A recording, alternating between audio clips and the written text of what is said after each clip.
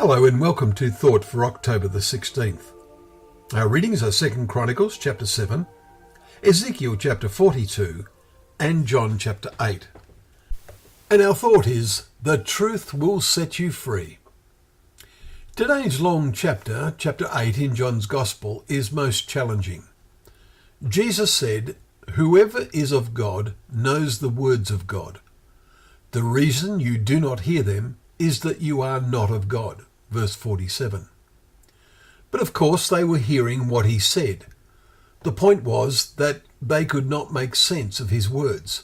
They could not see what he meant because their minds were so fixed in their way of thinking. Does not the same problem exist today?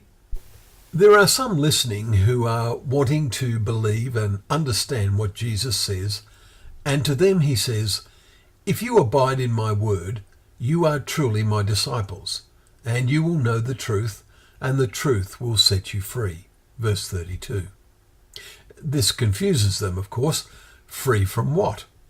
As descendants of Abraham, they say, "We are not enslaved to anyone. How is it that you say you will become free?" Verse 33. Jesus then makes the point, everyone who commits sin is a slave to sin. If the Son sets you free, you will be free indeed. Verse 36. Now, most of his listeners failed to get the point, and in the end, the essential point is whether they are of God or not. If they are of God, they will listen and seek to understand the words of God.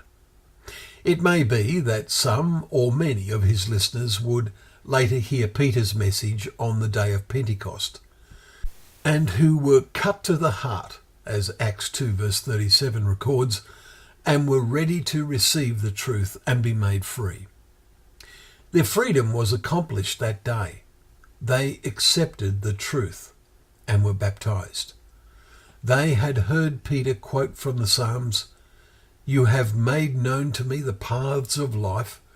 You will make me full of gladness with your presence." Verse 28. There are two paths, of life or of death. All begin by walking on the path of death, but all have the opportunity to be set free from that path by seeing the truth that is revealed in God's word. First through the men of God, the prophets of old, and later by Jesus and the apostles. And today, well, all can read God's word and search of what Jesus really meant, and then decide whether to respond. What about you? Well, thank you once again for joining us for Thought for the Day, where together we can open up the pages of God's word, knowing that word to be a lamp to our feet and a light to our path.